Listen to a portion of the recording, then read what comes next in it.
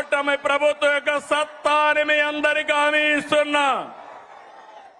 తమ్ముళ్ళు, సంక్షేమం బాగుందా లేదా అని అడుగుతున్నా. అభివృద్ధి బాగుందా లేదా అని అడుగుతున్నా. గుంతలు పూడ్చామా లేదా అని అడుగుతున్నా. ఈ రెండు జరుగుతా ఉంటే వైఎస్ఆర్ కాంగ్రెస్ పార్టీ ఉనికిని కోల్పోతున్నారు. అందుకే ఫేక్ రాజకీయాలతో ప్రజల్ని మోసం చేయాలని చూస్తున్నారు. ప్రభుత్వ కార్యక్రమాల్ని అడ్డుకోవాలని ప్రయత్నం చేస్తున్నారు. అసెంబ్లీకి రాకుండా పార్టీ ఆఫీసులు మూసుకొని సోషల్ మీడియా ఆఫీసులు పెట్టారు. సిద్ధమని ఎగిరిపడ్డారు.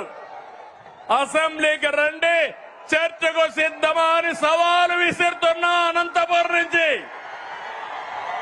అవునా కాదా తమ్ముళ్ళు అని అడుగుతున్నా.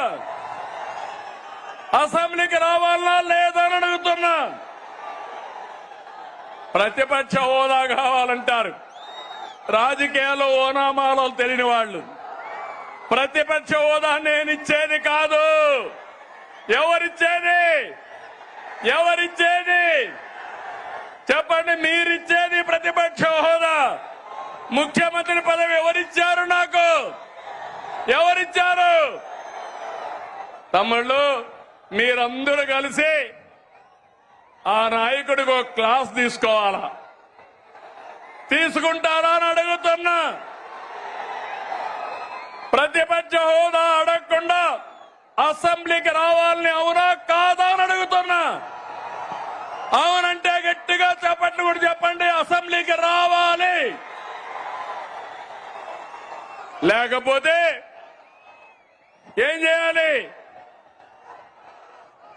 రాజకీయాలకు అర్హులా ఇలాంటి వాళ్ళని అడుగుతున్నాను మిమ్మల్ని. తమ్ముళ్ళు, శాసనసభకు రాకుండా రప్ప అని రంకెలేస్తున్నారు. తీరు మారిందా అని అడుగుతున్నా మిమ్మల్ని. రప్ప అంటే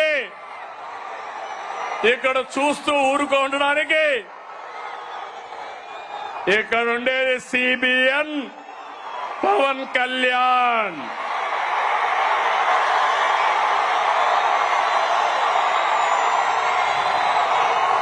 సోషల్ మీడియాలో పోస్టులు పెట్టి ఆడబిడ్డల్ని అవమానిస్తే ఖబర్దార్, జాగ్రత్తగా ఉండండి. అవమానించిన 5 నిమిషాల్లో మీ చొక్కా పట్టుకునే మా పోలీసులు సిద్ధంగా ఉంటారు. ఏం తమ్ముడు, లా అండ్ ఆర్డర్ అవసరమా లేదా? ఆడబిడ్డల్ని గౌరవించాలా లేదా? ఆడబిడ్డల్ని అవమానించే వాళ్ళని శిక్షించాలా లేదా అని మిమ్మల్ని అడుగుతున్నా. అవును అంటే గట్టిగా చెప్పండి అవునని. వచ్చి చూసి నేర్చుకోమంటున్నా. పులివెందల ఒంటెమిట్ట ఉప ఎన్నికల్లో ఏం జరిగింది తమ్ముళ్ళు చూశారు. ఏం చేశారు? రప్ప అని ఆడిచ్చారా లేదా అని నేను అడుగుతున్నా. బెండు తీశారు.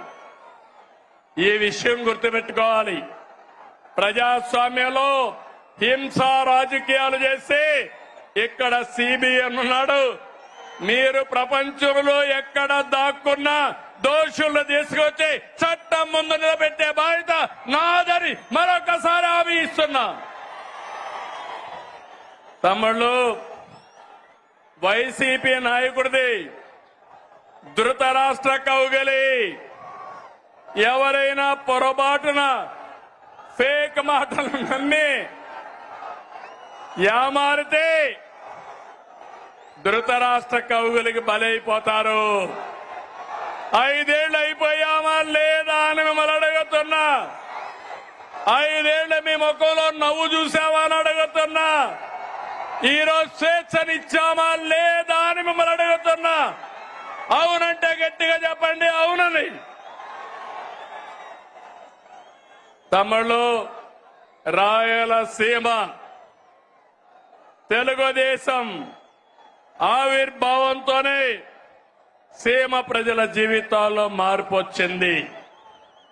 సీమ ప్రజల జీవితాలు మార్చేందుకు సాగునీటి ప్రాజెక్టులతో ప్రారంభించిన ఏకైక నాయకుడు ఎవరు తమ్ముడు అని అడుగుతున్నా, నందమూరి తారక రామారావు గారు. అవునా కాదా? అవును అంటే గట్టిగా చప్పట్లు కూడా చెప్పండి అవునని.